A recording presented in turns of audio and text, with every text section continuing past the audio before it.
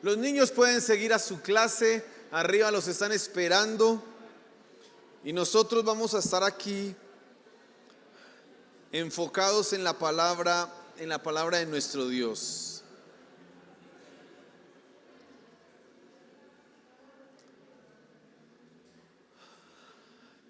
Hoy vamos a hablar de la resurrección y vamos a hablar del poder de la resurrección. Amén. Ese va a ser el tema del día de hoy. Pero antes de meternos un poco en cuál es el poder de la resurrección o qué significa eso para nosotros, quiero que pensemos, o más bien tratemos de visualizar lo que sucedió hace 2000 años. Imagínese usted la circunstancia y la situación. Imagínese, trate usted de comprender lo que está pasando. Ha habido al menos 12 personas, y cuando digo al menos es porque esos son los discípulos más cercanos del Señor Jesús, que le siguen. 3 años han estado con Él. Ciertamente han escuchado que es un muy buen maestro, que enseña cosas profundas, que conoce la ley como ningún otro, que la aplica, que utiliza muy buenas ilustraciones y todos están admirados, hasta los que no son seguidores de Él. Dicen, este hombre enseña como nadie más enseña. Hay una admiración por Jesús. Pero además han sucedido hechos milagrosos. El más portentoso, no sabríamos decir cuál es, pero la resurrección de Lázaro. Imagínense, resucita uno. O cuando él caminó sobre el agua, sobre el mar de Galilea, o cuando alimentó a todas esta multitud de personas que le seguían. Ciertamente han sucedido, han habido hechos que son trascendentales y cruciales para que estos discípulos crean en él. Pero en un momento de la historia, este hombre dice: es necesario que yo muera.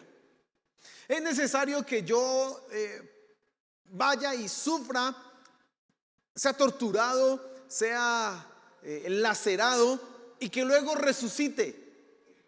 Es tan chocante esto que uno de sus discípulos más cercanos le dice: no, que no te pase esto, por favor, que no te suceda esto. Pero muere. Usted ya sabe la historia. Esa noche Él les habla, les anticipa lo que va a pasar. Cuando yo no esté, ustedes deben hacer esto. Cuando yo no esté, ustedes deben hacer así. Tienen que amarse. Y muere. Y aunque ellos están advertidos, ¿qué es lo que sucede? Lo abandonan, lo dejan solo. Nosotros tenemos la tendencia a pensar en el Señor Jesús y en su soledad, y en lo que está Él atravesando, y ciertamente que ahí hay muchas enseñanzas para nosotros. Pero pongámonos un poco en los zapatos de los discípulos, porque somos nosotros tan parecidos a ellos, que si nuestro maestro, nuestro líder, de repente muere y se ve tan impotente ante el poder del imperio. No impotente porque sea incapaz de liberarse, no impotente porque no puedan venir los ángeles y liberarlo. Simplemente es que Él en sí mismo ha decidido voluntariamente no rebelarse. Y el choque que tienen los discípulos, esa situación, ellos ya han visto cómo se lacera, cómo es torturado un preso por los romanos. Ellos ya saben lo que ha de pasar. Ellos ya se imaginan, aunque quizás no lo estén viendo directamente, ya se imaginan el destino que ha de atravesar ese que ha sido su maestro, ese que les ha prometido una cantidad de cosas. Ya saben lo que ha de suceder. Quizás algunos están esperando un milagro en ese momento, que baje un ángel, que la voz de Dios descienda y destruya a todos los romanos. No sabemos qué está esperando algunos de ellos, pero lo cierto es que hay cierta desilusión. Hay 2 discípulos que después que Él está enterrado, muerto, van camino a una aldea cercana. Se les aparece el Cristo resucitado, el Señor Jesús, y los ve. Y lo interesante es cómo Él los mira. Los ve ahí cabizbajos, como caminando así, como arrastrando los pies, como que 3 años perdidos. ¿Qué hacemos acá? Trate usted de ponerse en los pies, en los zapatos de ellos. Si su maestro que les haya dicho, vamos, ustedes van a crean en mí, tendrán vida eterna, y de repente está muerto. Nosotros tenemos un problema con la resurrección y es que lo vemos como un hecho histórico, pero ellos lo tenían que ver como algo que habría de suceder. ¿Qué será más difícil de creer? No sabemos, pero ellos están enfrentándose a una situación como la que pasa constantemente. Usted sabe que hay gente, personas que dicen muchos cuentos raros, cosas extrañas. Y por ejemplo, hace unos 2 años, más o menos 3 años, acá en Colombia llegó un príncipe de Arabia con toda su parafernalia, con todos sus tratos y con todas sus maneras, y engañó a unos funcionarios del gobierno colombiano, de Medellín particularmente, y empresarios, los engatusó. Al final de cuentas lo cogieron y todos hicieron cuenta que era un embaucador, mentiroso, un fraude. Y esos discípulos están enfrentando esa situación como que, uy, ¿y qué pasó? ¿Qué pasó acá?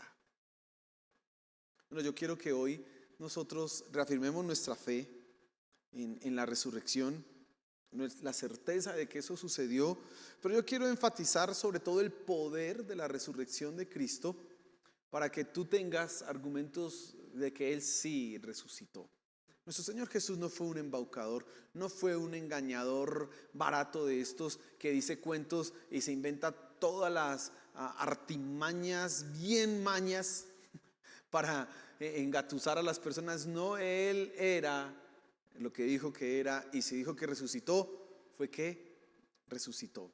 Hoy, particularmente nosotros, lo que hacemos es recordar que hace 2000 años Él salió de la tumba con poder, con gloria, venció la muerte.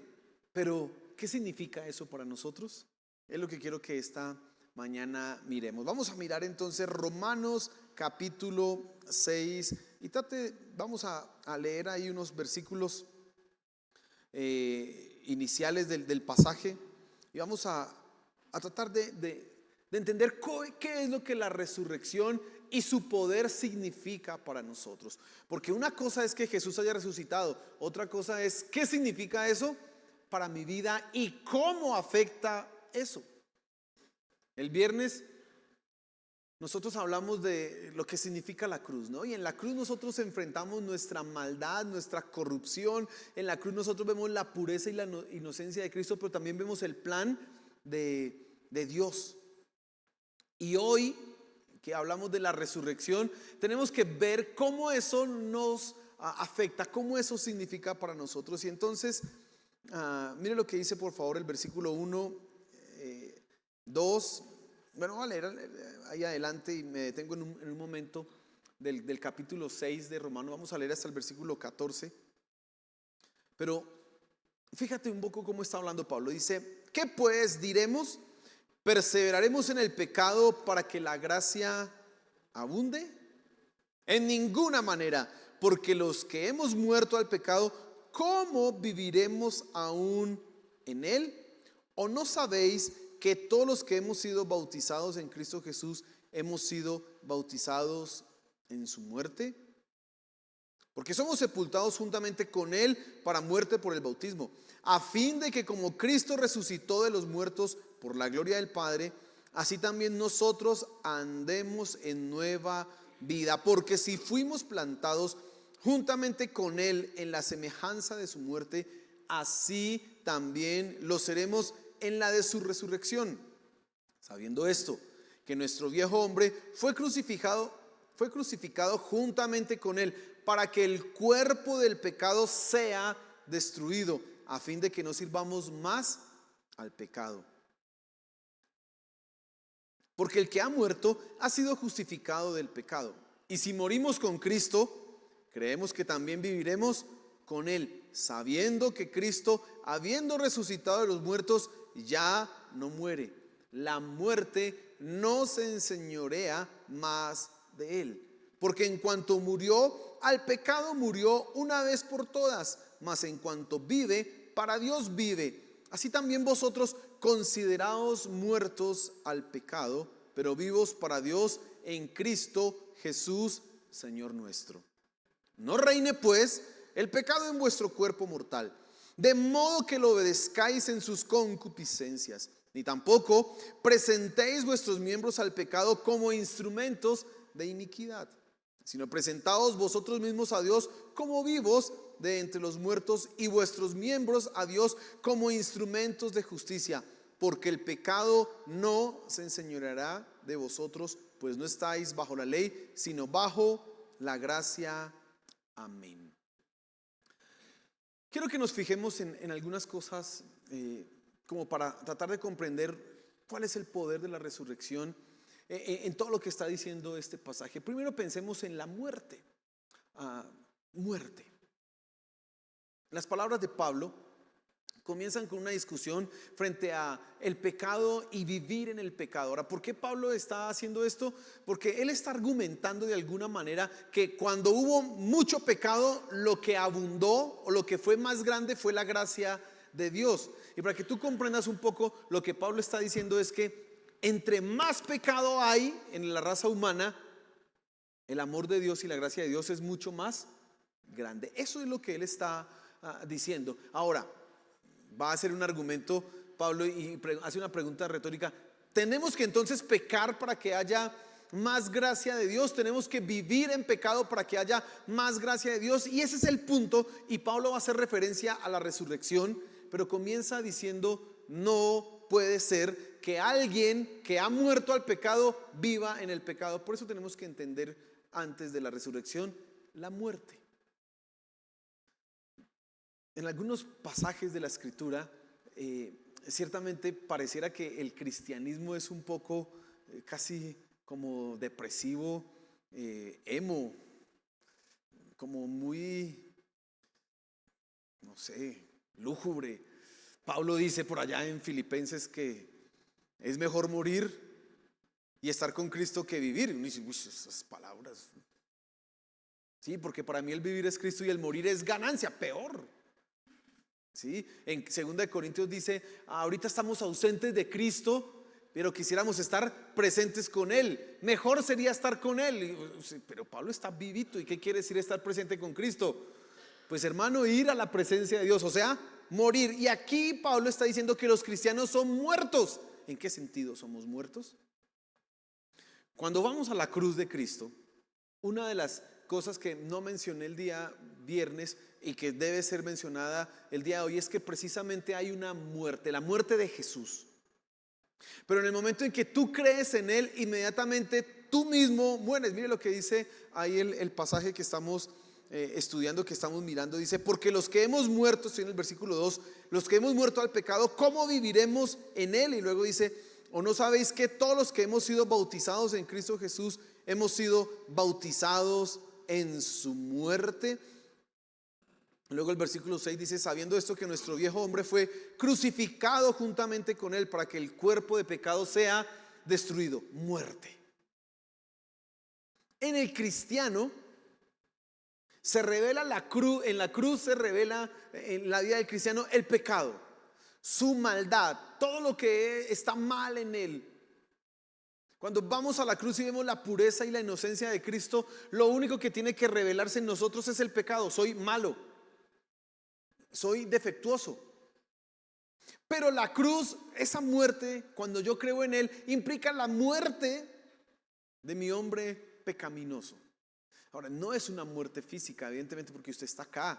Es una muerte espiritual, es una muerte, aquello que me conduce y me hace esclavo del pecado, aquello que me lleva a todos los días estar fracasando y fracasando y fracasando. Es a esa muerte que está, a ese hombre y a ese pecado, a lo que Pablo está llamando muerte. Ahora, usted entiende por qué Pablo dice: no podemos vivir en pecado, por una sencilla razón: hemos muerto al pecado. ¿Qué es un muerto? ¿Qué hace? ¿Un muerto siente? No, un muerto no tiene sentimientos. ¿Un muerto padece frío? No, un muerto no tiene ninguna de esa clase de sensaciones. Y a eso es lo que está haciendo referencia Pablo. Hemos muerto al pecado. Por eso no podemos vivir practicando el pecado. Ahora, yo tendría que preguntarte en este punto inicial: oye, ¿has muerto al pecado? ¿Si te consideras como un hombre muerto, como una mujer muerta al pecado? ¿O todavía ese pecado está muy vivo y muy fortalecido, fuerte en tu vida? Porque no puede ser que yo crea en Cristo Jesús y mi hombre pecaminoso no haya muerto. No, no puede ser. Cuando vamos al bautismo, cuando somos ahí sumergidos en las aguas, ¿qué es lo que está representándose? Una sepultura, una muerte. Por eso el cristianismo tiene como que esa connotación un poco, como le decía yo, lúgubre, una connotación un poco oscura. Pero ahora pasemos a la siguiente parte, que es la resurrección y cómo ella nos afecta. Dos cosas principalmente quiero mencionar esta mañana: vida nueva. Si nos quedamos con la primer parte de la cruz, la muerte, pues hermano, andaríamos tristes porque somos muertos, perdón. Andaríamos totalmente como que sin esperanza, como que sin ninguna razón para vivir. Pero el cristianismo se complementa y para eso viene la resurrección. Y mire lo que dice acá el versículo 4: porque somos sepultados juntamente con Él para muerte por el bautismo, a fin de que como Cristo resucitó de los muertos por la gloria del Padre, así también nosotros andemos en vida nueva. El hombre de pecado ha muerto. ¿Y qué sigue? ¿Sabe? Una de las cosas que yo creo que los cristianos, y quizás a ti te puede pasar, es que se olvidan que creer en Cristo es un asunto de vida. Es un asunto de vivir, no es un asunto intelectual. Tenemos la tendencia a pensar un defecto normal y natural en nosotros, que ser cristiano tiene que ver con aprendernos unas fórmulas aquí intelectuales, como cuando uno está en el colegio. Recuerde usted, uno le enseña matemáticas, ¿no? Y yo recuerdo, nos enseñaban álgebra, los 8 casos de factorización, pero uno no sabe para qué sirven los tales casos de factorización. Y uno pasó pues aquí yo me gradué, pero ¿para qué sirve eso?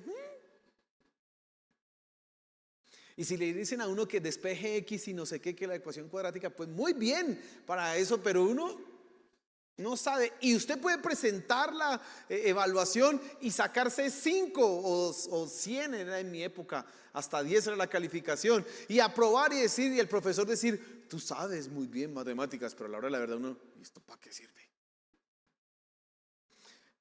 Creo que una de las cosas que los estudiantes más se van a preguntar y que los docentes debemos resolver para hacer nuestra tarea mucho más eficiente es mostrarle al estudiante para qué sirve lo que aprende. Si no se lo mostramos, pues no tiene ninguna razón de ser. Pero pasa mucho que aprendemos cosas teóricas y se quedan acá, pero a la hora de la verdad, no sé para qué sirve esto. Estaba tratando de enseñarle a unos muchachos en la música. No es que haya muchas matemáticas, pero sí hay que manejar proporciones. Y hay que por lo menos saber cuánto es un medio, cuánto es un cuarto, cuánto es un octavo con respecto a la unidad. Hay que entender un poco eso. Y eso, Dios mío, hay unos muchachos que no, eso les queda difícil.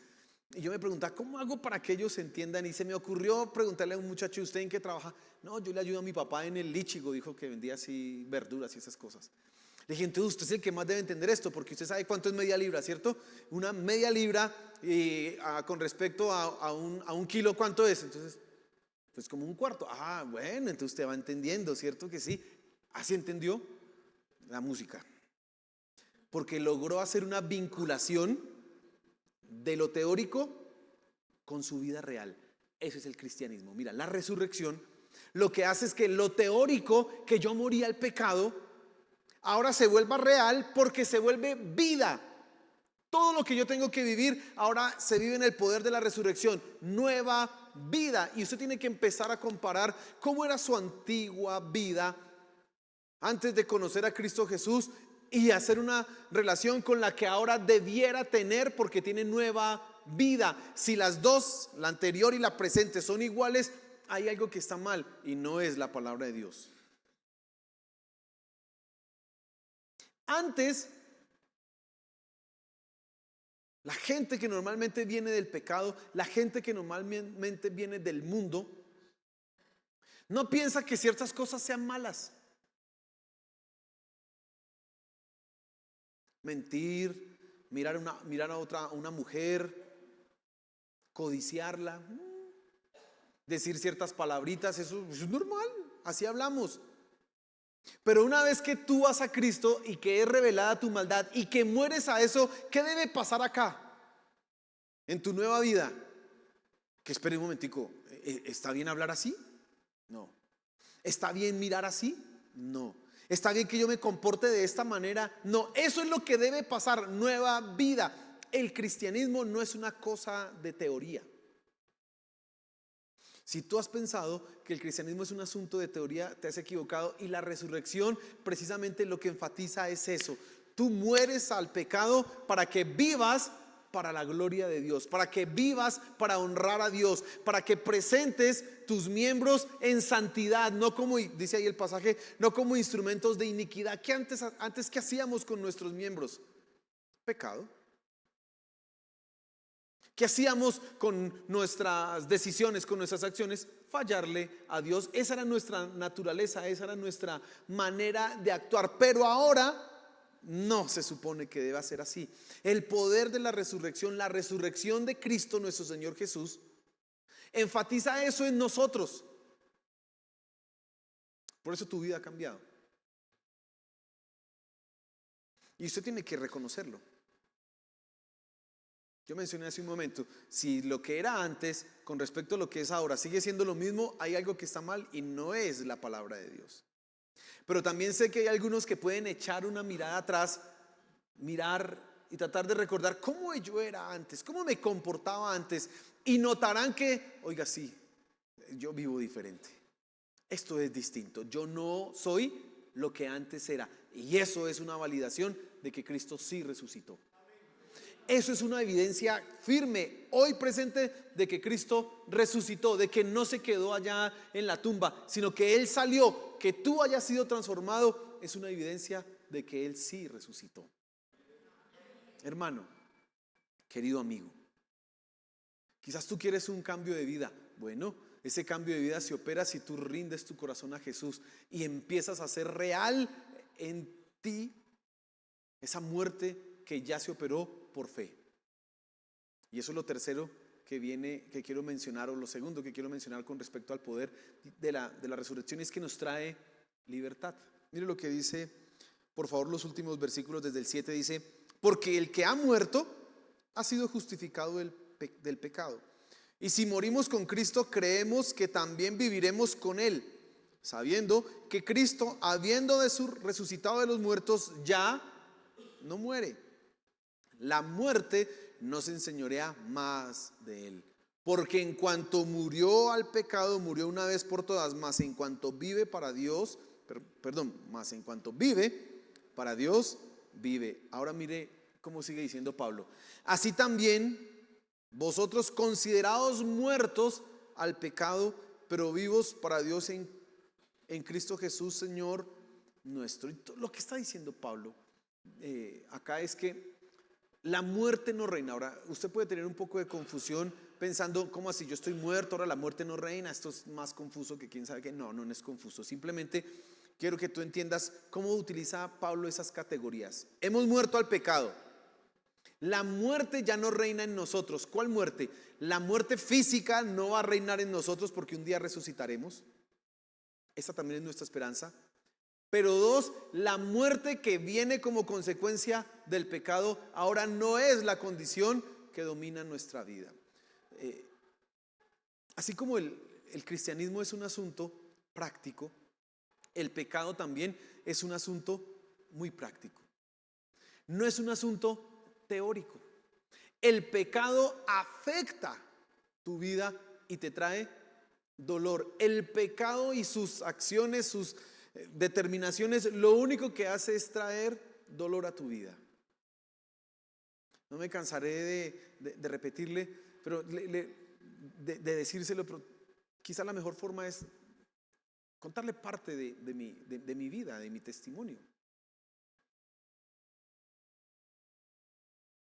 Mucho tiempo, y como hijo de un cristiano, de un pastor, he escuchado: no hagas esto porque te va mal, no hagas esto porque te sucede mal, no hagas esto porque vas a sufrir, no hagas esto, no hagas aquello. Escuché muchas veces.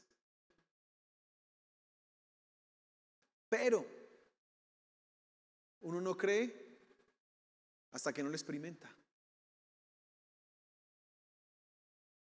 Hasta que yo no decidí hacer mal, no entendí que el pecado trae dolor y trae muerte.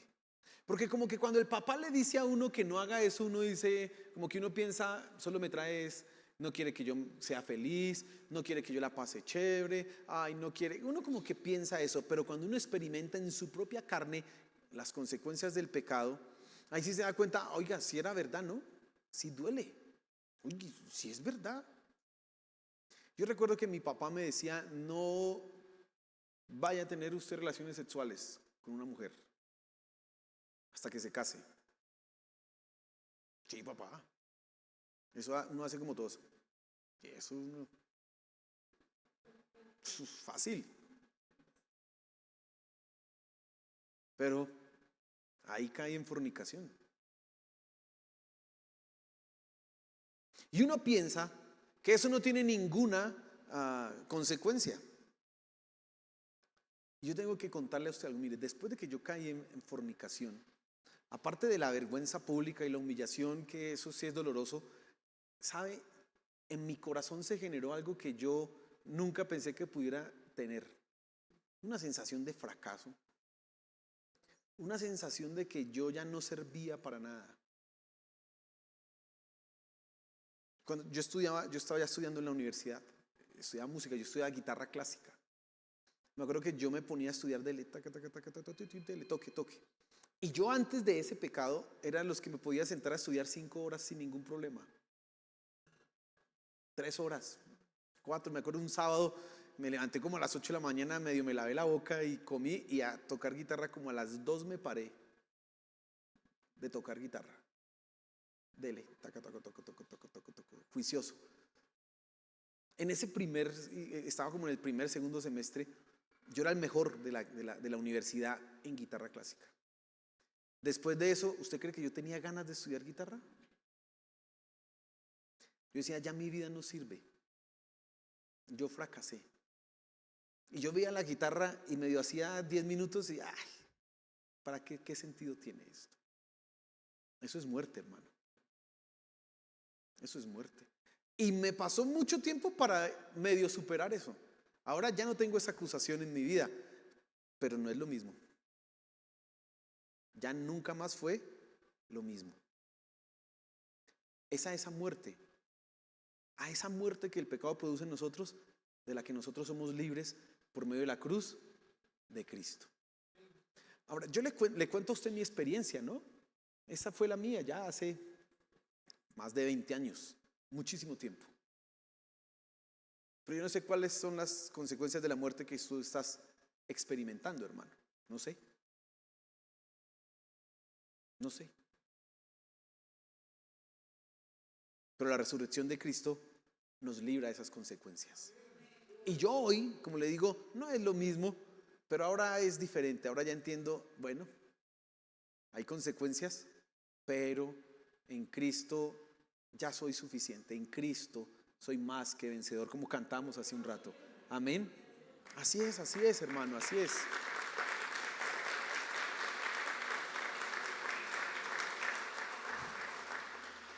Y por eso Pablo termina diciendo acá: no reine el pecado en vuestro cuerpo mortal, de modo que lo obedezcáis en sus concupiscencias, ni tampoco presentéis vuestros miembros al pecado como instrumentos de iniquidad, sino presentaos vosotros mismos a Dios como vivos de entre los muertos, y vuestros miembros a Dios como instrumentos de justicia, porque el pecado no se enseñoreará de vosotros, pues no estáis bajo la ley, sino bajo la gracia. El poder de la resurrección te da libertad. Hermano, libertad para no pecar. libertad para vencer esa tendencia natural que nosotros tenemos a irnos, a descarriarnos. La resurrección nos permite que ahora no solamente soy salvo, sino que aquí mismo en esta tierra puedo experimentar esa salvación, esa vida nueva. Yo aquí mismo puedo ser más que vencedor. Aquí mismo.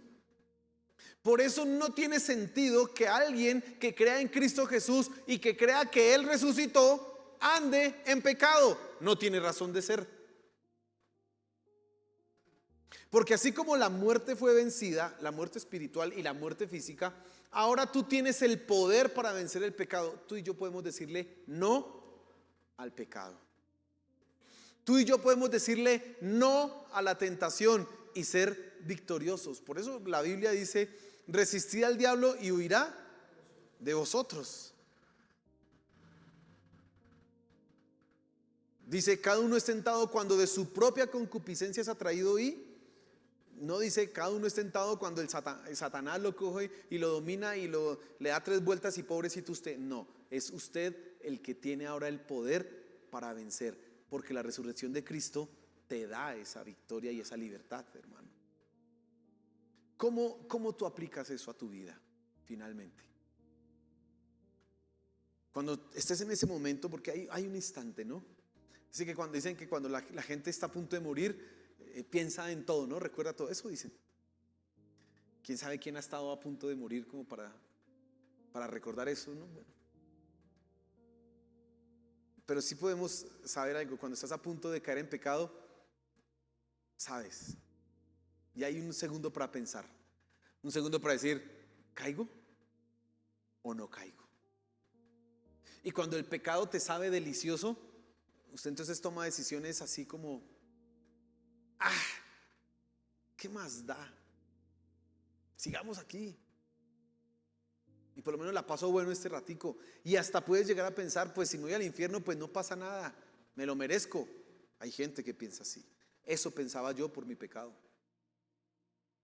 Eso llegué a pensar yo. Como que usted no tiene como que fuerza. ¿Sabes por qué no tienes fuerza? Porque no has entendido la resurrección. Porque la resurrección, aunque no tengas fuerza, te dice: sí puedes. La puedes vencer. Puedes vencer la tentación. Cuando usted se enfrenta a la tentación y usted la ve tan grande y tan poderosa, tiene un instante para recordar. Dice la canción que soy más que vencedor. Perdón, no dice solo la canción, dice la palabra de Dios que yo soy más que vencedor. Así que yo puedo vencer esto. Hay un versículo, 1 Corintios capítulo 10, busque, eso es el versículo 12, 13 si no estoy mal. Aprendas ese versículo de memoria. Cuando esté en la tentación, usted recite ese versículo. Dice que ninguno de nosotros es tentado más allá de lo que pueda resistir, sino que Dios es misericordioso y juntamente con la tentación da ¿qué? Para que podamos resistir. O sea que si tú entiendes, ok, o sea, yo puedo vencer esto aunque se vea tan grande. Sí. Usted puede, como José, decirle a esa mujer no. Y punto, así se le tira encima con uñas y dientes y todo. No. Y ya, ser vencedor.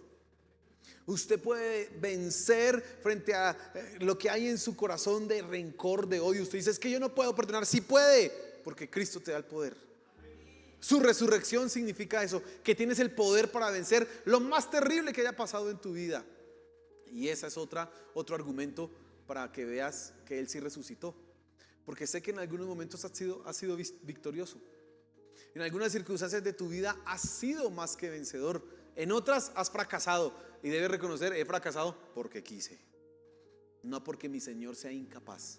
Fracasé no porque Satanás sea tan poderoso o la tentación tan grande que yo no haya podido. No, fracasé porque simplemente me olvidé que en Cristo soy más que vencedor, que su resurrección me hace libre de la esclavitud del pecado y que puedo vivir para ser un hombre santo. Tú tienes que recordar eso, hermano. Y entonces, hoy que recordamos la resurrección de nuestro Señor Jesús, debes recordar precisamente eso. Yo puedo vencer el pecado. Yo morí al pecado. Esto no me controla a mí. Esto no me domina a mí. La muerte, no tengo temor a la muerte porque un día resucitaré así como Él resucitó. Y hoy yo puedo ver en todas mis decisiones, en todas mis acciones, en lo que pienso, en lo que hablo, en lo que hago, la vida de Dios. Hoy puedo ver eso. Y eso va a cambiar la manera en que estás experimentando esta tierra, la manera en que estás viviendo. Eso te va a traer a ti una nueva vida, esperanza, victoria, bendición. ¿Usted lo cree?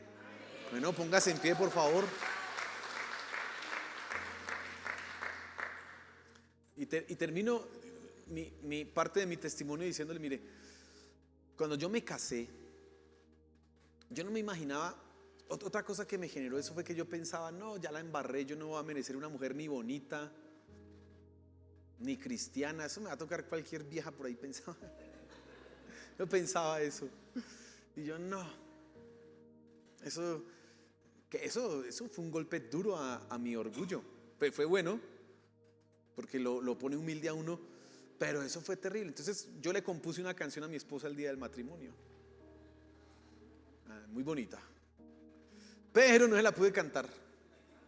Ahora, no se la pude cantar no porque sea llorón, sino porque cuando primero que todo, yo vi a mi esposa llegar a la iglesia y dije, uy, me voy a casar con un ángel.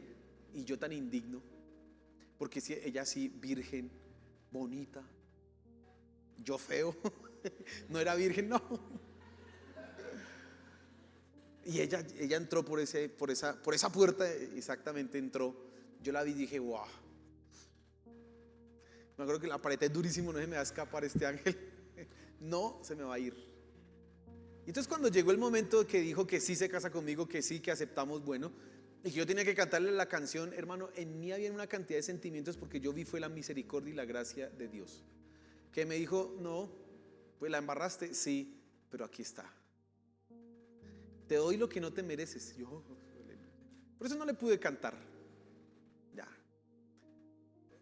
Y te quiero decir es simplemente esto, mira, hermano, nuestro Dios, su misericordia, su gracia es tan grande que lo que no merecemos nos lo da. ¿Sí? Y mejor de lo que pensamos, ¿no? Como le decía, yo pensaba que cualquier vieja, no me tocó cualquier vieja. Me tocó una mujer hermosa, inteligente y que me ama y me aceptó con mis errores. Amén. Y lo mismo puede pasar en tu vida. Amén. Señor, gracias por tu palabra. Gracias por tu misericordia. Gracias, gracias. Gracias porque no solamente moriste por nuestros pecados, sino que resucitaste, nos diste esperanza, nos mostraste un camino para vencer el pecado, un camino para traer vida donde había muerte. Gracias por eso, mi Señor Jesús. Gracias, gracias. Hoy que recordamos, hoy este domingo en especial, que recordamos que un día resucitaste, nos gozamos en lo que esa resurrección significa para nosotros, y es vida nueva, es libertad, es esperanza. Gracias, Señor. Y nos acogemos a creer en tu sacrificio y en tu resurrección, sabiendo que eso ahora se aplica a nosotros. Gracias, Señor. Ayúdanos. Mira, si hay alguien que está luchando con el pecado hoy, que está esclavo del pecado, revélate a su corazón para que entienda que no es esclavo del pecado, que tú diste tu vida y resucitaste para hacerle libre, que él pueda entender esto y pueda tomar las decisiones y determinaciones para avanzar en victoria y no para seguir cayendo en pecado. Ayúdanos, Señor, a ser más que vencedores, a entender que en ti está nuestra victoria, que tu resurrección es mi victoria, es mi vida y es mi consuelo y esperanza. Gracias, Señor. Gracias, Padre Celestial. Amén y amén. Denle un fuerte aplauso a nuestro Señor.